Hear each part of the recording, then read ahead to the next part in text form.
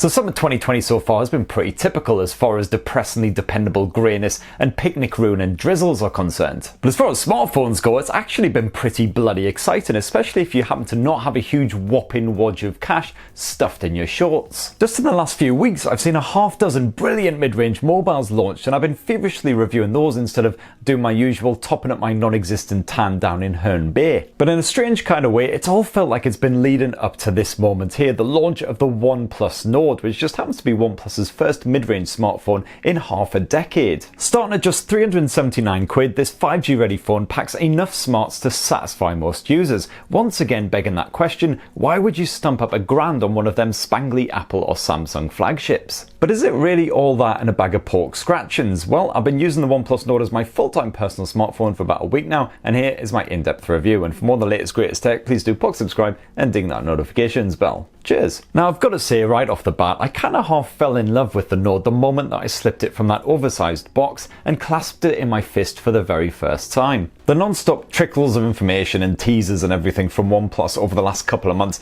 meant that I was pretty much bored of the Nord before it even officially launched, but all of that changed when I actually clasped it in my sweaty little mitts. That blue marble finish is an absolute delight. It's bold and bright in a way that draws the eye and calms the soul. And I could definitely say that my constant murderous rage was subdued every time I had a peek at the OnePlus Nord's rear end. It really is a shame that most phone manufacturers tend to shy away from this kind of vibrant design, but don't worry if you're a bit of a boring git, because you can also grab the OnePlus Nord in grey onyx, which is about as exciting as it sounds. As well as looking great, the Nord also feels fantastic. At 6.4 inches, it's not exactly compact, but it's certainly more manageable than most 6.5 inch plus beasts from 2020, while those rounded corners and edges make for a comfortable grip. It's a tough wee bugger too, with a good bit of Gorilla Glass 5 plate in front and back as well, and you even get a pre-installed screen protector on there for extra insurance. And while sure it isn't water resistant unlike the OnePlus 8 flagship smartphone, I can confirm that the Nord can happily deal with the standard amount of British summertime rain. And one of my favourite parts of OnePlus phones is always the excellent Oxygen OS launcher, which here offers a very similar experience to the flagship OnePlus 8 handsets. You get that stock Android vibe, but with much improved customization for tweaking the UI colours, tones, fonts and other elements. All of the best Android 10 elements are present as usual, so for instance, of course, you've got a good bit of dark mode action, just to jazz things up a bit. And while there's no full-on always-on display option, you can just give that screen a little tap and bring up the time, the date and any weight and notification icons as well, so at least you know whether to bother waking up the handset and having a play around. OnePlus's trademark alert slider is back once again as well, so you can silence the Nord in a jiffy.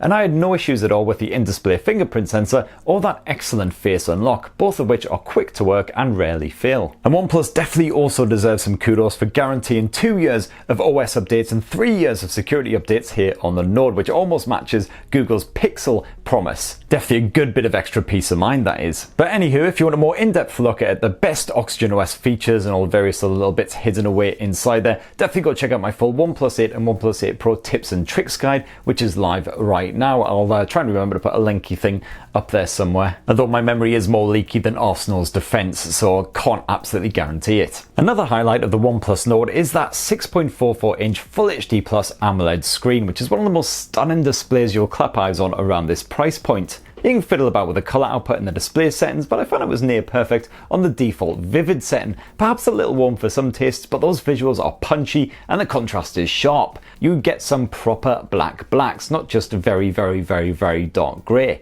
In fact, the Nord will happily stream HDR10 Plus video on the likes of Netflix too, with gorgeous results. And some people may understandably be put off by the super wide dual selfie orifice thing staring you in the eyes right there in that top left corner. You can at least mask it from view if it really does offend you. It's not the most elegant of solutions, it basically just puts a massive black bar across the top of the screen, but it's there if you want it. And like many mid-range mobiles these days, the OnePlus Nord also has a 90Hz refresh rate option, and this makes everything feel slicker than Marky Mark's hairdo.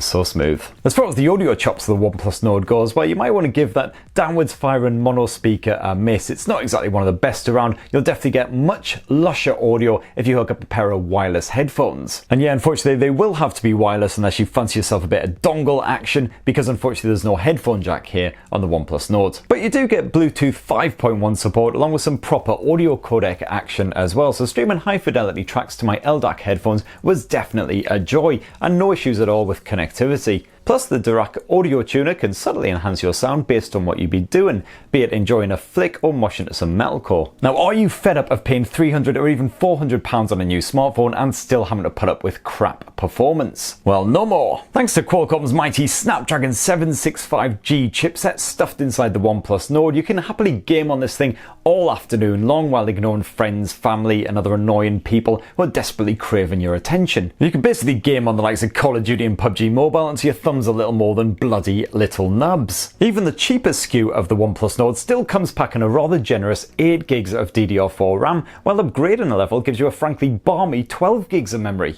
My review model was that 12 giga and it absolutely pissed through Call of Duty and PubG Mobile, no problem. You get a perfectly smooth frame rate at all times, no dips at all, no matter how intense things get. I stuck Call of Duty straight on the very high graphics and frame rate settings, and the OnePlus Nord handled it with gusto. Although sadly PubG Mobile does currently top out at the HD graphics and the high frame rate, so you can't take full advantage of the Snapdragon 765G's grunt. And everyday performance was of course predictably good on the OnePlus Nord as well. I did have one little issue where YouTube basically completely crashed and had to be put down like a mangy dog, but apart from that, all good. Plus of course you've got that reliable hot 5G support as well, which will come in handy if the cave-dwelling conspiracy theorists don't hack down all of the towers first. Also crammed inside of this sleek blue shell is a 4115 mAh battery, and this unfortunately is one area where the OnePlus Nord doesn't impress quite as much as some rivals. You see, the likes of the Realme X50 5G and especially the Moto G 5G Plus with its whopping 5000 mAh cell will happily breeze through even a really intensive day and usually end up with about a quarter power remaining when you're all tucked up with Teddy. With the OnePlus Nord, however, if you stream a lot of audio, you have a lot of screen on time, then you'll definitely have one eye locked on that battery meter come that sort of early evening time. And I usually scraped it through to bedtime no problem, even on an intensive day, but it was very close on a couple of occasions. Still, the Nord certainly charges up again in a jiffy thanks to the nippy Warp Charge 30T tech, Bananarama.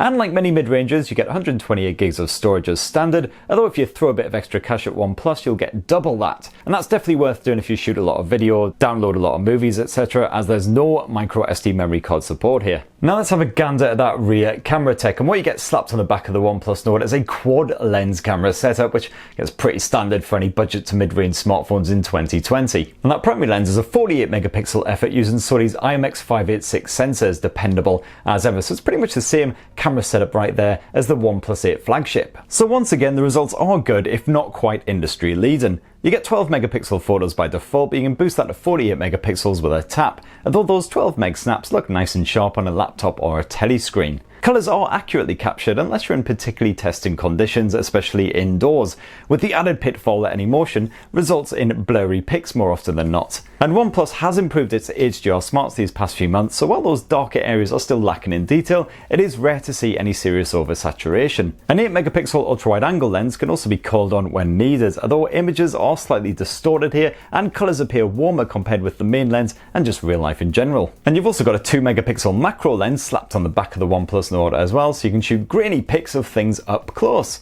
Hooray! Portrait shots are aided along by the dedicated 5 megapixel depth sensor, and the edge detection is usually on point, although the bokeh style effect can't be controlled and can be quite subtle at times. And you've also got a pretty bloody good pro mode here on the OnePlus Nord, which can be called up if you actually want to have a tweak of the likes of the ISO levels, the white balance, the shutter speed, stuff like that. You've even got a sexy bit of histogram action. And this can shoot JPEG images at either 12 or 48 megapixel, and you've also got a RAW format option as well. And then there's that nightscape mode too, which helps to balance out your low light shots. Now it doesn't work wonders like the Google or Huawei alternatives, and colours do generally still look a bit warm, but it is good for when you need it. Swap to video and you can record respectable looking full HD footage or sharper 4K res movies, with the option of 21:9 for a more cinematic vibe. Colour reproduction is again perfectly natural, although you'll want to avoid dodgy light. And indoor footage can typically look rather grainy. Audio comes through clear from all directions though, and image stabilization gets a thumbs up even at Ultra HD. Around front you got a 32 megapixel main selfie cam using Sony's IMX616 sensor,